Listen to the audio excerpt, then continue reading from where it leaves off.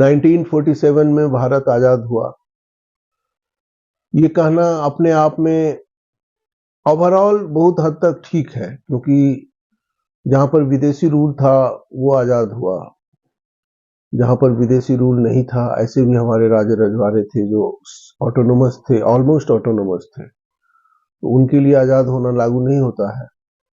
लेकिन कभी कभी मुझे लगता है कि ये जो आजादी है क्या वास्तविक सेंस में मिली, क्योंकि जिस आइडियोलॉजी के ऊपर पाकिस्तान बना था, जिन्ना जी का या पाकिस्तान सपोर्टर्स का कहना था कि मुस्लिम्स जो है भारत में हिंदू के साथ नहीं रह सकते, जबकि सैकड़ों साल से वो साथ साथ रह रहे थे, प्रेम के साथ रह रहे थे। इंडियन नेशनल कांग्रेस का भी विचार था कि साथ रह सकते हैं, साथ रहने में कोई प्रॉब्लम नहीं है। लेकिन जो भी रहा हो, जब भारत बना तो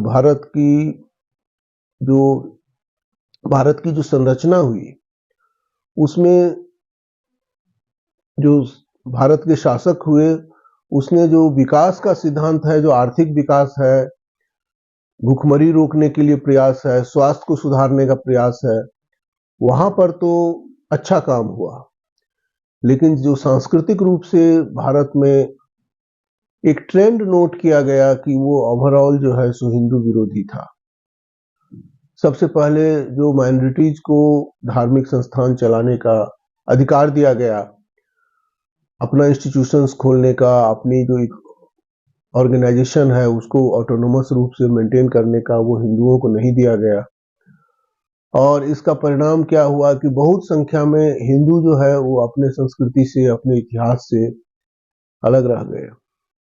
दूसरी बात है कि ये सांस्कृतिक जो भेदभाव है वो अब लोग, जब रोटी की समस्या हल हो गई, इसके बाद लोगों का ध्यान उसकी ओर गया।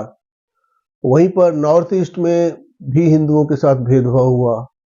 वहां पर क्रिश्चियन जो फादर्स थे उसको तो प्रोपगेट करने के लिए अलाउड था। हम ये नहीं कहते हैं कि किसी को अलाउ नहीं करो, लेकिन जब प्रोपगेशन का अधिकार देते हैं, किसी धर्म का प्रोफेस करने का, मानने का, उसका प्रचार करने का, उसके हिसाब से चलने का, तो वो अधिकार हिंदुओं को मिलना चाहिए। क्या ये सच नहीं है कि नॉर्थ ईस्ट में जो है सो साधुओं को जाने पर रोक थी और बाकी लोगों को अलाउड था? तो ये भेदभाव हुआ और बहुत सारी चीजें थी, जैसे सामाजिक रूप से जब हिंदुओं को दो विवाह, हिंदू या सिख को एक से ज्यादा विवाह को गैर कानूनी माना गया, उसके लिए सजा का प्रावधान हुआ। तो वही प्रावधान माइनॉरिटीज जो मुस्लिम्स थे उसके लिए क्यों नहीं किया गया? दूसरा है कि मुस्लिम्स को तो एक ऑप्शन था कि उनको फ्रेश एयर नहीं मिलता, फ्रीडम से रहना, उसके लिए तो पाकिस्तान बन चुका था। They had an option to go there. Bharat में अगर रहना है तो यूनिफॉर्म सिविल कोड उस समय क्यों नहीं लागू हुआ, जब लागू करना सबसे आसान होता, सबसे अच्छा होता, क्योंकि वो कल्चरल फ्रीडम के नाम पर पाकिस्तान ले चुके थे। तो जो विरोध करते उनके लिए है कि रास्ता नापिए। तो भारत को एक फ्रेगमेंटेड आजादी मिली और उसका सबसे बड़ा प्रमाण है कि हिंदुओं को हिंदुस्तान में, भारत में राम मंदिर बनाने के लिए, जो राम की जन्मभूमि पर था, उसके लिए इतने पापड़ बेलना पड़ा, मुकदमा लड़ना पड़ा। न्यायालय को क्रेडिट जाता है कि न्यायालय जो है उसने उचित फैसला किया, हाई कोर्ट ने भी किया, लेकिन उसको भी और रिफाइंड तरीके से सुप्रीम कोर्ट ने किया। और जो हमारे न्यायाधीश हैं उसको बहुत बहुत क्रेडिट जाता है, धन्यवाद, की जो मुस्लिम न्यायाधीश थे, जो क्रिश्चियन या पारसी न्यायाधीश थे, जो हिंदू न्यायाधीश थे, सब एक मत थे कि ये जो स्थान है वो राम जन्मभूमि है या राम के लिए है, जो लोग बिलीव करते हैं। और उसके अंदर से निकली हुई जितनी चीजें हैं वो वैष्णव परंपरा की चीजें हैं, न तो बौद्ध परंपरा की है, न जैन की है, न इस्लामिक है, शायद भी नहीं है, राम से रिलेटेड है और वैष्णव है। तो ये फैसला अपने आप में, जो हिंदुओं में जागरण हुआ है उसको लोग कॉम्युनलिज्म के रूप में देख रहा है। वो कॉम्युनलिज्म नहीं है, हिंदू कॉम्युनल नहीं हो सकता है। हिंदू में इंसाफ देने की जो धारणा है, हिंदू कभी भी किसी जीव को, जिसमें हर जीव में ईश्वर का वास मानते हैं, कहते हैं कि जो हर एक आत्मा है वो ईश्वर का ही एक रूप है, तो उसमें किसी को कष्ट नहीं देगा। और भारत जो है उसको सेकुलर लिखने की संविधान में कोई आवश्यकता नहीं थी। भारत जो है सो वैसे ही हिंदू बिना भेदभाव का शासन करते हैं, और इसका प्रमाण है कि आगे बढ़ रहा है। चाहे ब्रिटिश हो, चाहे ब्रिटेन हो, चाहे अमेरिका हो, there is no looking back for Hindus. Hindus are on the march, और इसको जो है पॉजिटिव रूप से लेना चाहिए।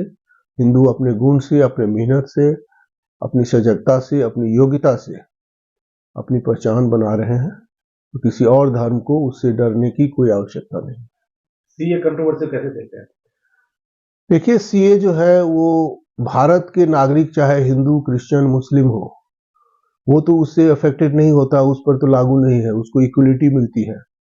इसीलिए सीए को कोई कहता है कि भेदभावपूर्ण है तो वो पागल है। मेरे समझ से पागल है या गद्दार है। गद्दार तो बहुत हार्ड शब्द होता है, लेकिन बनता है, क्योंकि इतनी मूर्खतापूर्ण व्याख्या करना। जब विदेशी मुस्लिम जो है पाकिस्तान में सब जानता है कि क्रिश्चियन को, हिंदू को, सिख को उजाड़ने का काम, भगाने का काम, लड़कियां उठाने का काम मुस्लिम कम्युनिटी करती है। तो हमारी सोनिया गांधी जी या कोई और जो कहता है कि ये अधिकार मुस्लिमों को मिलना चाहिए, मुस्लिम का मतलब है कि पाकिस्तान में जो हिंदुओं को मारा है, जो लड़कियां उठाया है, उसको भी बराबर अधिकार दे दो। ये कहाँ का न्याय है? तो जो पीड़ा पहुंचाता है, उत्पीड़न करता है, उसको कैसे बराबर में रखा जाता है जो पीड़ित है उसके साथ? तो जो सिख है, क्रिश्चियन है, पारसी है, हिंदू है, वो पीड़ित है, जो पाकिस्तान से आया है, अफगानिस्तान से आया है, और जो तो उसको स्पेसिफिक है, पीड़ित लोगों के लिए ये कानून बना है। तो इसमें किसी और के लिए नहीं गुंजाइश है, और कानून में कहीं भी नैतिक रूप से, मानवीय रूप से कोई कमी नहीं है। और जो विरोध करता है उसके लिए मुझे आश्चर्य लगता है कि उसकी सोच कैसी है। उसको राष्ट्रद्रोह की श्रेणी में मैं रखता हूँ। जी।